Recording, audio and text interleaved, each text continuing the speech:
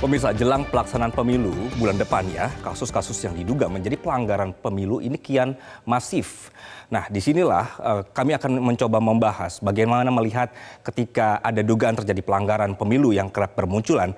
Namun sayangnya Bawaslu yang tugasnya sebagai pengawas kini justru jadi sorotan karena dianggap kurang serius. Perludem misalnya menilai bahwa Bawaslu tidak menunjukkan keseriusan dalam menghadapi pelanggaran-pelanggaran yang sudah terjadi. Misal soal netralitas aparatur negara. Kemudian soal penunjukan pejabat kepala daerah, lalu soal penyalahgunaan atau politisasi bansos. Sehingga dalam Metro Siang kali ini kami angkat ada apa dengan Bawaslu. Kita mulai pemirsa, bahwa menurut perkumpulan untuk pemilu dan demokrasi atau Perludem, seharusnya Bawaslu ini bisa melakukan beberapa hal untuk menyelesaikan masalah-masalah pemilu termasuk memberikan sanksi yang setimpal. Karena dari segi hukum saja, kewenangan, sumber daya, sumber dana atau juga aparatur sudah sangat lebih dari cukup. Menurut peneliti Perludem Fadli Ramadhanil, penurunan komitmen Bawaslu dalam kinerja pengawasan ini lantaran ada intervensi politik. Karena kekuatan Bawaslu itu gede sekali, besar sekali, yang punya wewenang yang kuat, bahkan bisa mendiskualifikasi peserta pemilu, penanganan pelanggaran administrasi pidana, dan juga sengketa, punya orang bahkan sampai ke tingkat TPS. Jadi Bawaslu yang melempem juga pernah disoroti oleh Komite Pemilih Indonesia atau TEPI. Ini dia. Jadi koordinator TEPI Jerry Sumampo menilai lemahnya upaya penegakan hukum dari Bawaslu. Sejak jelang pemilu 2024 saja, pelanggaran pemilu semakin terang benderang dan dipertontonkan bahkan secara kasat mata, di mana para pejabat, kemudian peserta pemilu, dan kelompok-kelompok ini diduga sengaja melakukannya. Alhasil, menurut TEPI, karena yang nakal-nakal ini tahu Bawaslu tidak bisa atau tidak mau melakukan apa-apa, peserta pemilu pun jadi kurang patuh. Sehingga terus mereduksi kepercayaan terhadap penegakan hukum pemilu. Sehingga pemirsa, bahwa ketika ada pertanyaan ada apa dengan Bawaslu begitu ya, beberapa yang dikritik dari Perludem dan TEPI adalah bahwa ada dugaan misalnya seperti ini tadi, indikasi intervensi politik. Ketika ada pelanggaran pemilu di sekitar kita dan bisa kita lihat secara terang benderang di informasi-informasi publik yang mudah diakses, justru hampir tidak ada respons yang memadai dari Bawaslu. Kemudian karena tahu Bawaslu ini tidak melakukan tugas dengan baik misalnya, ini menyebabkan peserta pemilu kurang patuh atau bisa terus mencari celah-celah yang bisa mengaburkan segala hal yang sebenarnya sudah masuk ranah pelanggaran. Dan juga adalah publik menilai pelanggaran pemilu ini kurang direspons oleh Bawaslu, sehingga sebenarnya dalam kampanye atau masa kampanye seperti ini, kita sangat berharap Bawaslu ini lebih jemput bola, lebih sigap dengan apa yang terjadi dan responsif. Kasus-kasus sekarang adalah buka handphone, rekam, kemudian viralkan, baru di follow up. Jadi mudah-mudahan ini tidak terus terjadi dan bisa ada penanganan yang serius. Kami coba tampilkan sekarang beberapa kasus-kasus yang disorot masyarakat yang dihandle Bawaslu. Yang pertama pemirsa yang cukup mendapatkan sorotan adalah kasus ini. Jadi kemarin ramai soal ini pemirsa. Bawaslu menghentikan kasus viral pejabat batubara rapat memenangkan Prabowo.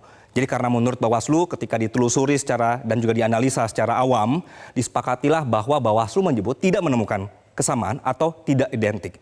Tapi mungkin karena ini menjadi sorotan, dari pihak Bawaslu kemudian menyebut kasus ini sebenarnya belum selesai atau belum dianggap selesai.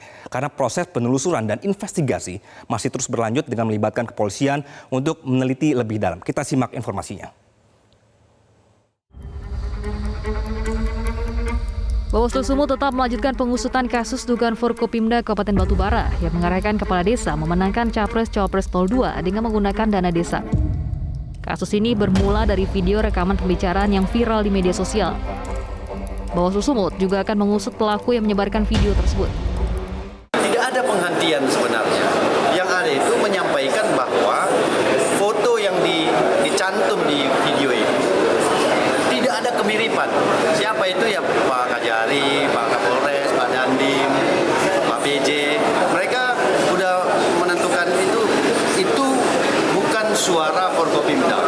Itu yang mereka sampaikan semalam. Bukan menghentikan kasusnya. Kasusnya masih berlanjut. Di dalam itu kan ada materi-materi yang harus kita ini.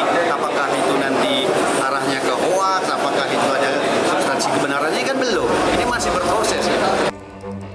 Kepolisian daerah Sumatera Utara juga mengambil keterangan klarifikasi terhadap Kapolres Batubara AKBP Taufik Hidayat Taib mengenai dugaan Forkopimda Kabupaten Batubara yang mengarahkan kepala desa memenangkan Capres-Cawapres 02.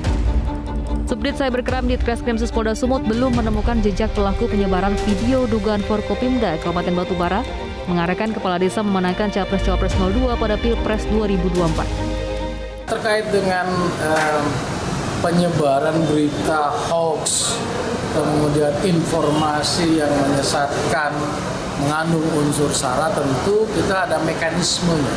Dan Subdit Cyber kita melakukan patroli, melakukan tugas-tugas seperti itu. Polda Sumut menyelidiki kasus penyebaran pidana, sedangkan Bawaslu Sumut mengusut konten video yang berisi dugaan Forkopimda Batubara memihak salah satu calon. Dari Medan, Sumatera Utara, Teguh Angga, Metro TV. Kasus berikutnya adalah soal ini, pemirsa. Ya, ramai-ramai pamer jersey bernomor 2 ASN Kota Bekasi ini diperiksa Bawaslu. Jadi dalam perkembangan kasus ini, mereka yang ada di foto tersebut dipanggil Bawaslu. Diketahui dalam kasus ini terdapat 13 orang menjadi terlapor, di mana para ASN yang berfoto mayoritas adalah pejabat camat di wilayah Kota Bekasi, termasuk juga PJ Wali Kota. Kurang lebih 1 jam, kemarin sempat PJ Wali Kota Bekasi diperiksa Bawaslu. Ini untuk mendalami apakah ada keterlibatan atau pengarahan dari pejabat tinggi ASN di Pemkot Bekasi. Setelah diperiksa, PJ Wali Kota Bekasi yang jadwal pemanggilannya justru dirahasiakan ini hanya memberikan sejumlah pernyataan normatif. Terkait adanya keterlibatan para ASN bawahannya, PJ Wali Kota sudah memberikan semua keterangan kepada Bawaslu. PJ Wali Kota tidak mengakui apakah tindakan para ASN tersebut perbuatan pribadi atau ada pihak lain yang mengarahkan. Kasus viral foto saat ini masih dalam penyelidikan Bawaslu Kota Bekasi dan masih dalam pengumpulan bukti apakah aktivitas para ASN ini adalah pelanggaran atau justru ada pihak lain yang mengarahkan. Kita lanjutkan ya pemirsa. Jadi calon presiden nomor urut 1 Anies Baswedan kembali menyoroti banyaknya kasus dugaan aparatur sipil negara atau ASN yang tidak menjunjung netralitas saat pemilu 2024. Di antaranya misalnya seperti di Medan, Takalar, serta Batubara. Anies berharap netralitas aparatur negara tetap terjaga sebagaimana instruksi dari Presiden Jokowi. Ditemui di Makassar, Sulawesi Selatan, calon presiden Koalisi Perubahan Anies Baswedan menyinggung arahan Presiden Jokowi soal netralitas. Di tengah banyaknya muncul kasus dugaan keberpihakan ASN, menurut Anies, jika ASN netral, maka yang bersangkutan tidak perlu mengerjakan sesuatu hal di luar tugas pokok dan fungsinya. Sebaliknya, intervensi justru membutuhkan upaya lebih hingga memerlukan ongkos. Anies kembali mengingatkan agar instruksi yang diberikan Presiden Jokowi agar ASN, TNI Polri untuk netral di pemilu 2024 untuk dipatuhi.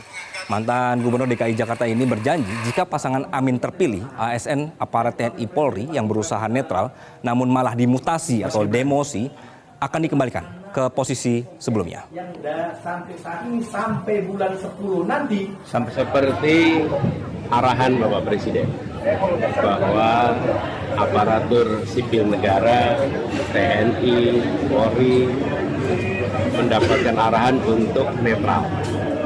Dan netral itu tidak ada ongkosnya. Kalau intervensi malah ada ongkosnya. Harus melakukan hal-hal ekstra kalau mau intervensi. Tapi kalau netral, tidak ada hal yang harus dikerjakan di luar yang seharusnya. Dan saya percaya ASN, TNI, Polri akan netral. Saya percaya instruksi Presiden, arahan Presiden akan dilaksanakan. Dan kita semua, rakyat Indonesia akan menyaksikan netralitas itu ditunjukkan nanti tanggal 14 Februari. Baik, pemirsa, kita lanjutkan. Bahwa semangat Bawaslu untuk mengawasi yang kini dianggap lemah, publik justru tidak tinggal diam dan muncul gerakan untuk membuat posko pengawasan kecurangan pemilu. Misalnya mantan Panglima TNI Jenderal Purnawirawan Gatot Nurmantio mengusulkan dibentuknya Posko Indonesia Siaga untuk mencegah potensi kecurangan dalam pemilu serentak 2024. Gatot menyatakan usulan ini muncul setelah membaca hasil survei pemuda ICMI Pusat yang menyatakan pemilu 2024 dipastikan curang. Potensi kecurangan pemilu 2024 juga disampaikan pengamat politik Ikrar Nusa Bakti. Ikrar menyebut Presiden sudah pasti tidak netral karena menggunakan tangan TNI dan Polri untuk mempengaruhi pemilih. Dalam sistem pengawasan pemilu sebenarnya sudah dibentuk Sentra Penegakan Hukum Terpadu atau Gakumdu oleh Bawaslu, Polri, dan Kejaksaan Agung. Gakumdu dibentuk untuk menangani perkara tindak pidana pemilu sehingga potensi kecurangan bisa diminimalisir.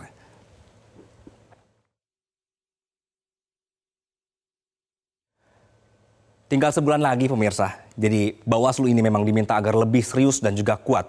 Mantan anggota Komisioner KPU 2012-2017 Hadar Nafis Gumai menilai Bawaslu sebagai otoritas pengawas penyelenggaraan cenderung lemah dan tidak serius menindak dugaan pelanggaran peserta pemilu. Nah, oleh karena itu kita harus pastikan betul nih di sisa 30 hari ini agar semua serius untuk memang berperan atau ikut serta di dalam pemilu ini sesuai dengan peraturan yang berlaku. Nah, kira-kira begitu. Termasuk juga para pengawas kita yang kelihatan atau terasa sekali tidak menunjukkan kinerja baik. Kami mengajak Anda untuk sama-sama untuk menjaga pemilu ini tetap berkualitas pemirsa. Jelajahi cara baru mendapatkan informasi. Download Metro TV Extend sekarang.